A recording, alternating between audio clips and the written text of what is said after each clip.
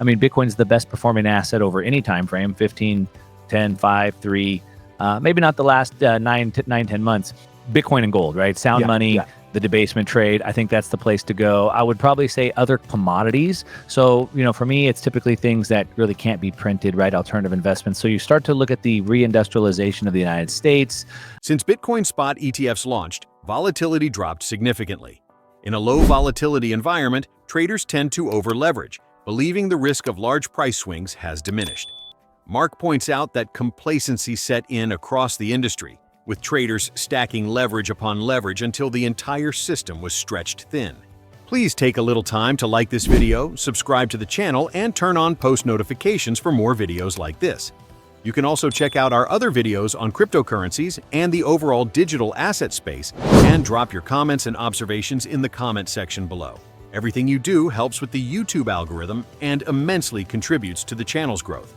Thanks, and enjoy the video. So I look at this market personally, how I think about it personally investing through it, but also as my fund has to think about it. And so those are two different hats, and we approach the market two different ways. First of all, we can get back to that. But and to answer the question, yes, it does appear that the price action, the short-term price action, is hostage to the market. I don't think it means that the asset is a hostage. So what are we talking about?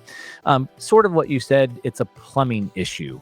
So what happened, I think, is leading up to what really caused this to happen. We'll get into that, what Fundstrat said. But since the ETFs went live on Bitcoin, we've seen the volatility collapse. In order to overcome that, what we've seen is that the trading has become over leveraged in Bitcoin and the crypto market overall. And so we've seen this massive buildup in leverage because that volatility has been lower and the complacency was high. So you sort of have that buildup. Then what happened is on October 10th, 10/10, Trump put out one of his tweets that likes to move the market, and he said he was going to slap 100% tariffs on China.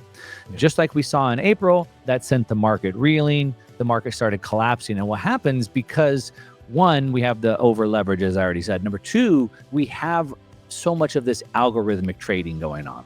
So as the market starts moving down, it starts sending a cascading event, and it created the largest liquidation event ever recorded.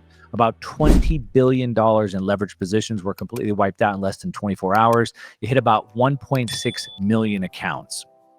And normally that would happen from, massive macro shocks, something like that. An exchange blew up, something like that. But that's not what happened.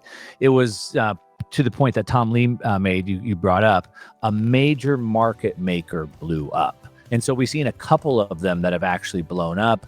Looks like Wintermute maybe went down. Maybe another exchange went down. He doesn't really want to name them. But we started seeing this liquidation. And what happens is you have something called ADL. It's automatic deleveraging. So what happens is as this liquidity starts to dry up, these accounts, looks like Binance being one of them, started to liquidate or close people's positions, even though they're in profit. So it closes positions indiscriminately, and it's taking the profitable trades and sort of socializing the losses, if you will. And that's exactly what we saw. We saw the other account, I think what maybe he didn't want to name them, but it looks like Stream Finance. That's a major delta neutral fund. They're about 200 million AUM. It literally blew up because of this ADL cascading.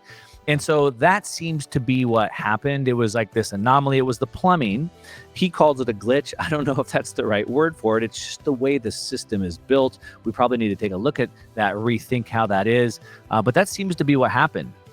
Well, what happened is you have these major market makers and blowing up. And so then what happens, they have to unwind these positions. And I saw this chart this morning on Twitter. It looks like every single morning at 9:30 a.m. Eastern, a big seller is coming to the market and dumping Bitcoin into the market. And so what that is it's structured selling. Somebody's trying to unwind a position. Healthy markets wouldn't do that.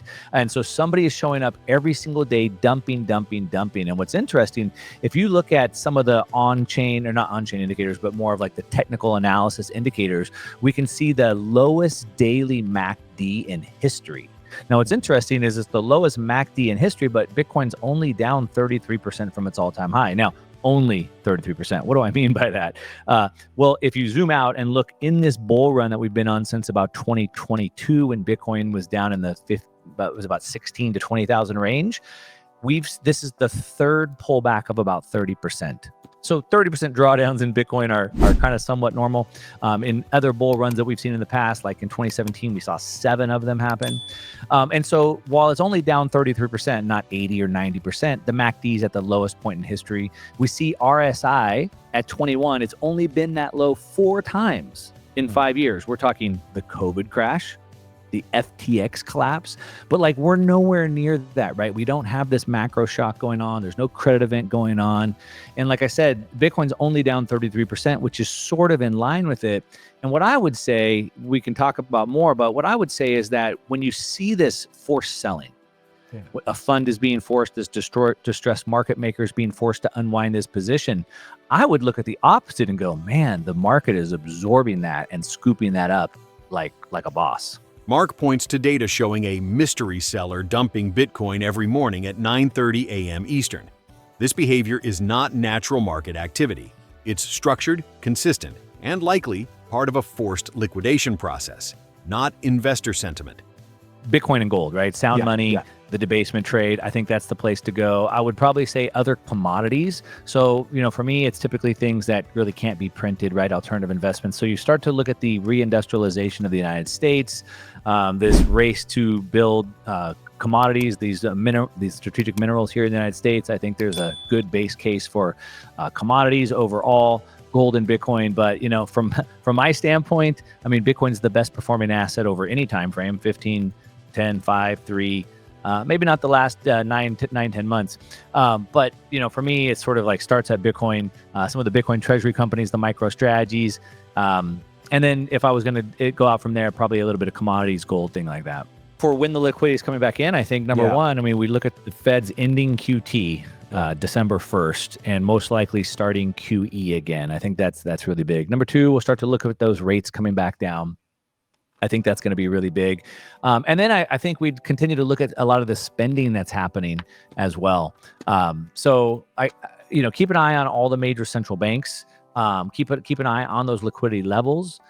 We can see that in the U.S. specifically, sort of this liquidity levels have been dropping, as I said, because the government's been shut down, things like that. But I think all that's reversing. I expect it to be pretty strong and pretty bullish through next year. Well, I'm going to quote the Oracle of Omaha with this one. Yeah. And what he would say if he was here talking to you today is he would say, don't buy anything that you wouldn't be okay holding for at least 10 years. That's what the Oracle would say. The Oracle would say, what he said is, I don't buy stocks. I buy companies that just happen to be trading publicly. So he would say, understand what I bought, and value is what you buy, price is what you pay. Don't look at the short-term price. You're driving yourself crazy. Okay, that's what he would say. Now, how would I answer the question? I'd say I'm gonna approach it from 2 different angles.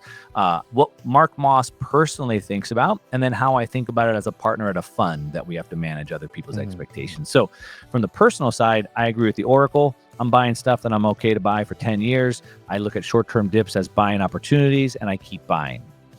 But from a short-term basis, you said people are afraid, options are expiring, they're blowing up, things like that. They see potential risk in the market.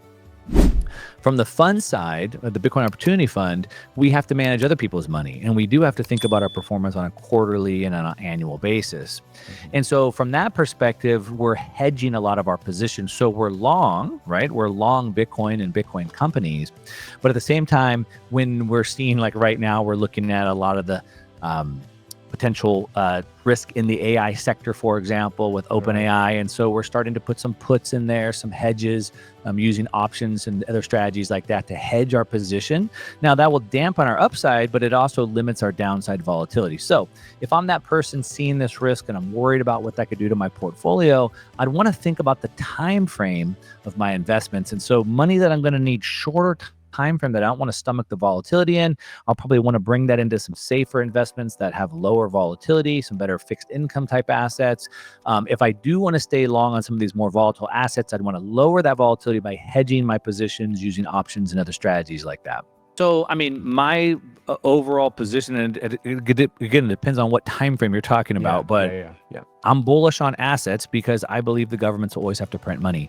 Now, to your point, there are some dangers that we see in the market. We can certainly hit some more liquidity pockets. We could certainly trip some more circuit breakers like we saw here, and we could see some selling. But I think any type of selling that we'll see in the market overall broadly will be swiftly met with more money printing and more stability. So I think any type of maybe black swan or gray swan events that might trigger some liquidity crisis in a broad general market sell-off event, I think will be swiftly dealt with by the Fed. And so we'd see like this very rapid V-shaped recovery. In my opinion, it would be so fast, I'm not going to try to trade that position. Again, because I'm a little bit longer term, I'll look at that as a buying opportunity. But if I'm shorter term, then I might want to reduce my exposure in some of these areas where I see some risk, like the AI stuff. I might want to hedge some of my positions if that's the case for me. Yeah. He sees the end of quantitative tightening, a new global liquidity cycle, and continued currency debasement as the ultimate drivers of the next bull market. His view remains clear. Bitcoin, gold, and scarce commodities are the real winners in the years ahead. Please take a little time to like this video, subscribe to the channel, and turn on post notifications for more videos like this. You can also check out our other videos on cryptocurrencies and the overall digital asset space, and drop your comments and observations in the comment section below. Everything you do helps with the YouTube algorithm and immensely contributes to the channel's growth. Thanks, and enjoy the video.